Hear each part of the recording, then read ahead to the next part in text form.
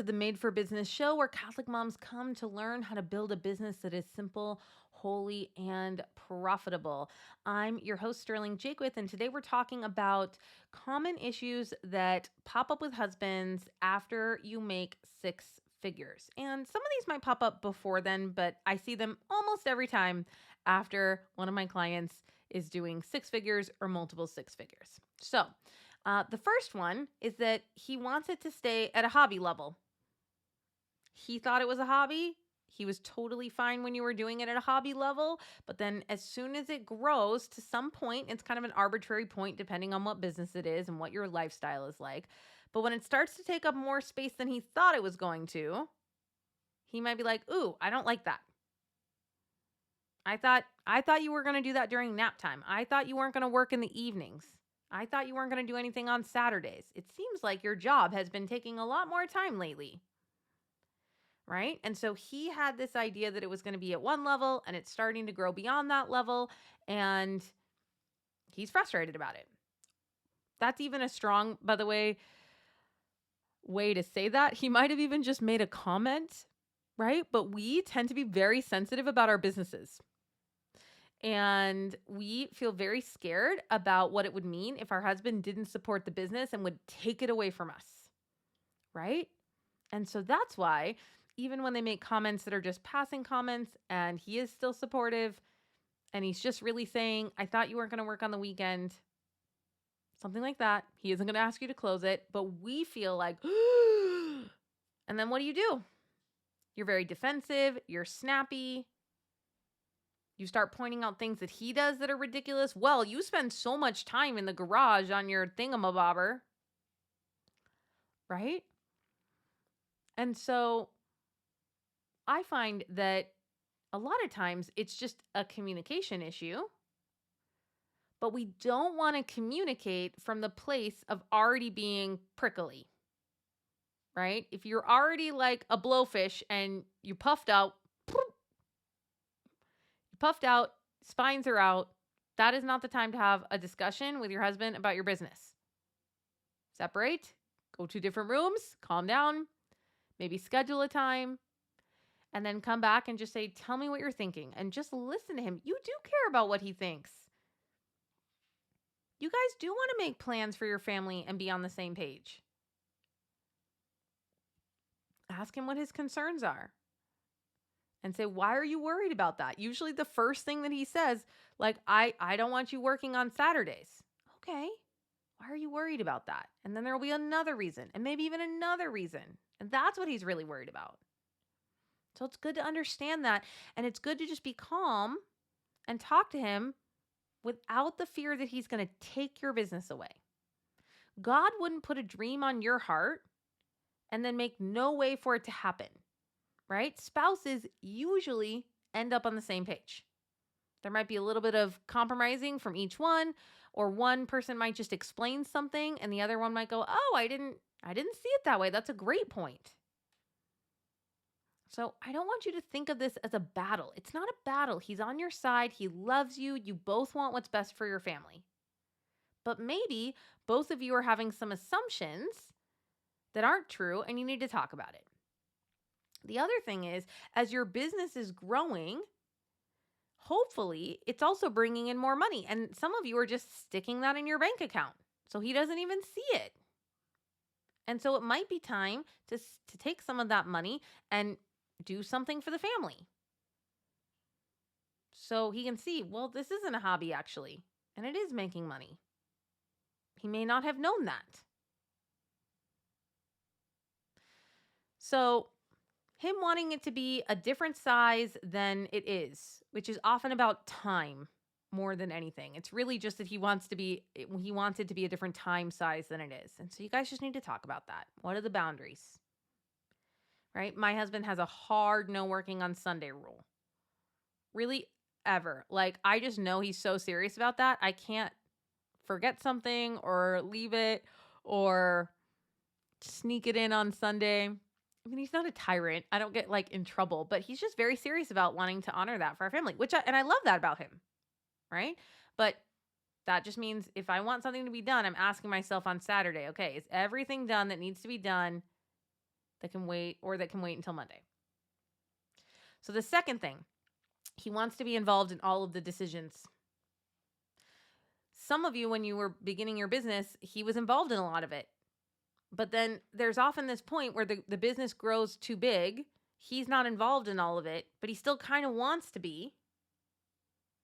And he wants to have an opinion and be heard and even make decisions with you, but he may be out of touch with how the business is running if it gets to a certain size and he's not there for a lot of it. And so often when you're past the 6-figure mark, you'll begin to kind of go, well, wait a minute, is this my business? Is it our business?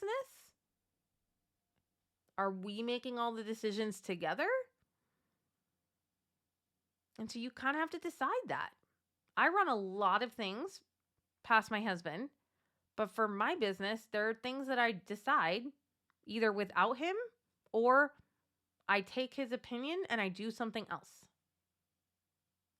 Now, it's never something like investing $10,000 in something without talking to him or being on the same page about that, right? But there might be certain, changing the price of the membership or hiring someone, or there are some things that I do and either we don't talk about everything or he has an opinion, but I'm just like, I still just feel in my gut that I want to go this way.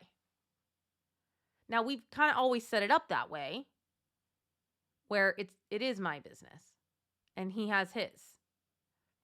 And so that might be fuzzy for you and your husband right now. And I'm not saying there's a right or wrong answer, but if we're not on the same page, then that's going to come up as the business gets bigger. So you got to clear the air. And you might have to be willing to have one very uncomfortable conversation where you say, this is my business and I'm going to make decisions that you don't like sometimes. And it doesn't mean I don't love you and it doesn't mean I don't respect you, but this is my job. Right? You don't go to his job. We give them opinions about their boss and their coworkers all the time, but we don't go to their work and make decisions for them. And that's very clear. We're never wondering if that should happen. And so it just can be like that in your business as well.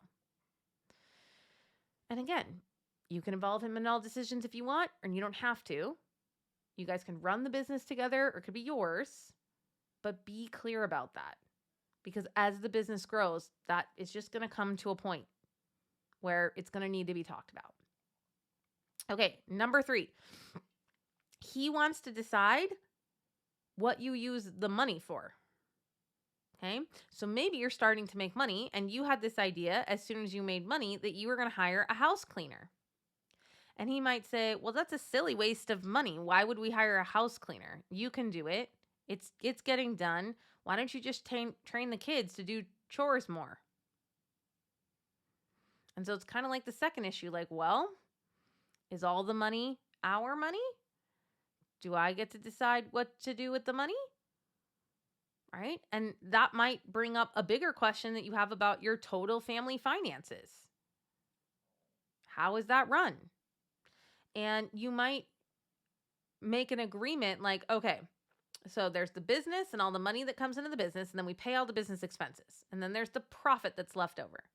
And you can decide, okay, we're going to leave 20% of the profit in the business to buy more business things later.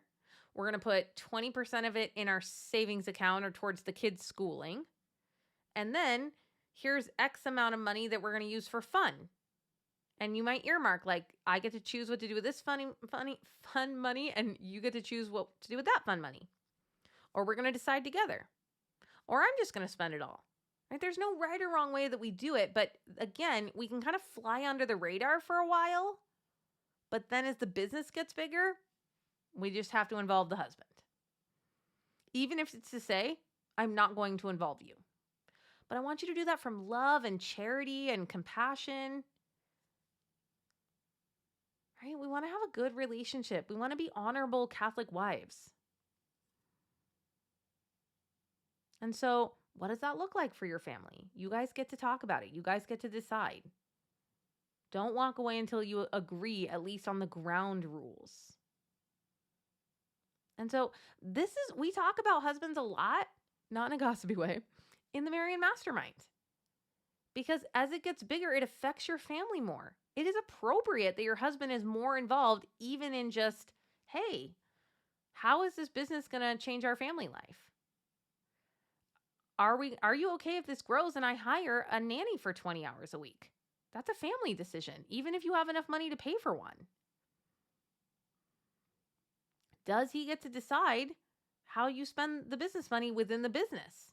Like, what if you wanted to hire a personal assistant and he doesn't think you need one? Who gets to make that decision? Does he get to decide what you invest in? Either coaching or a marketing program or, a website designer. So just know that these are things that come up. It's good to talk them through or think them through. Oh, what episode is that? There's an episode early on in the show that says something like, you don't need a business coach. I'll go through that episode and do what I say to coach yourself. Or I'd love to be your coach. Come join the Marian Mastermind, where there's a safe room where all women are talking about this. But what I'll tell you that's so cool about that group of women is they are all deeply faithful, very Catholic, and they love their husbands. So you can just feel the love and respect that we have for the husbands while talking about these things. So no one is ever like, forget that guy, his opinion doesn't matter. Right? We never do that. We're supporting each other. We're asking really thoughtful questions. We're saying like, why? Why is this upsetting to you? What are you making that mean? Right? Again, it's like sometimes anytime our husband mentions our business to us, we're just hackles up because we're so afraid he's going to ask us to give it up. But I want to tell you something. God leads families through husbands. And if God really moved your husband's heart to the place where he said, I think you should give up your business, he would not move your husband's heart and not move yours. Right? If that really was what God wanted you to do and it came from your husband, you would come around to that. You would see. You might be really upset one day when he brings it up, and then you might begin to see the wisdom of it. So even in that, which is a scary scenario, that would scare me. Right? If I thought my husband was just going to be like, listen, I thought about it and I really just want you to homeschool the kids and not do your business at all, I would be so sad. But if it was really prayerful and he had really great reasons and my husband walks very closely with the Lord, I would just trust that God was going to show me that that was the right thing. Or give me the words to talk to my husband and figure something else out. But again, he never calls spouses to different things. So just go into all conversations knowing that you guys will end up on the same page. He loves you. He does want the same thing for you. And by the way, I have a couple clients where the husband's like very hands off on the business and it's totally fine. Like he doesn't need to know any of those things. He's not upset about not knowing any of those things. There's a couple things she checks in with him on. And so, we all have very different financial situations and financial relationships with our husband. So there's no right or wrong way to do it. I mean, I'll come out publicly and say like lying is wrong. Let's not do that. Nobody should be lying to their husband. But just any way that you guys want to set it up is okay. But make sure you're on the same page. And if you would like support, I want you to come join the Marian Mastermind. It's a 6-month program for women who are doing at least $100,000. And we have really high-level conversations with love in that group. And it's amazing how clearing up some of this stuff makes you a power horse. A power horse? A powerhouse woman. It's definitely a horse analogy, but I'm losing it right now. In your business. Husband drama keeps you from peace. And when we work from feelings other than peace, it's usually not so great. Certainly inefficient. And sometimes it's straight up bad. And that is why doing this work ultimately makes my clients have more profitable businesses because they're just in their zone more. And husband stuff is just one of the things that knocks us off our game. All right, you guys, I love you. I'm praying for you. Get back to work and have a blessed day.